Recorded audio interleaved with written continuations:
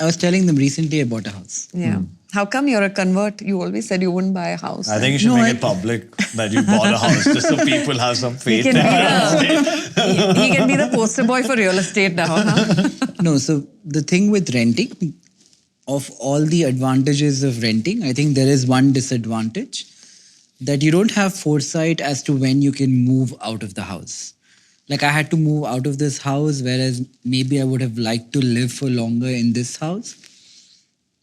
And that not having the nuisance value of having to move felt like it made sense to buy a house. Yeah. And I think that's the primary reason that security of... But let me ask you a question. So when you do your stock market analysis, right, you look at the health of a company, which includes, say, its balance sheet and how strong the balance sheet is. Now, for an individual as well, we also need to have a strong balance sheet, right? So-called balance sheet to have that financial security. So don't you think buying a home adds to the financial strength, security, balance sheet of an individual?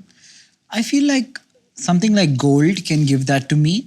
I hate the illiquid nature of real estate. Yeah, real estate, as I told you in the beginning itself, it is illiquid at times. At times it can just disappear immediately, but it is an illiquid asset. Yeah. It's not No, but the Nikhil, like stock something market. like this will always be liquid.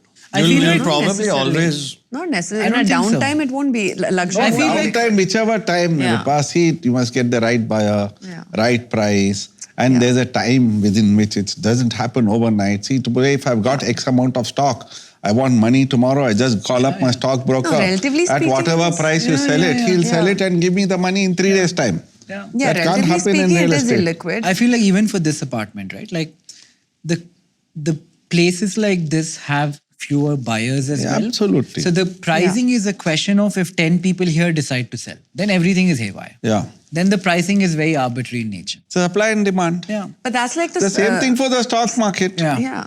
Okay, there Same are way too for- many. I think stock market has more people. Like in a certain company, if 1 million people decide to sell, then it makes a significant difference. So Here, 10 people decide to sell, I think the price is But out. it's more like, again, then it's like startup not investing, necessarily right? 1 million people. One person holding 1 million shares will make a difference. But in the stock market, I can buy and sell without paying 5%, 6% stamp duty, which That's makes right. price There's no discovery transaction cost. very inefficient in real estate. Yeah, that's the only thing I would say that makes it illiquid is the transaction cost of it and of course your long-term capital gains and things like that. Yeah, taxation is better in equity Taxation. markets. True. But that brings But me how, to... but the question is how often do you want to flip a house also? No, Why- that is a nuisance. But see, that is privilege for me, which I'm cognizant to. I can afford to buy a house in 1-2 cities and forget about it and say that in a year I'll spend X amount of months here and there. But for most people, that is not the case. You're making a very binary decision. Should I rent? Should I buy?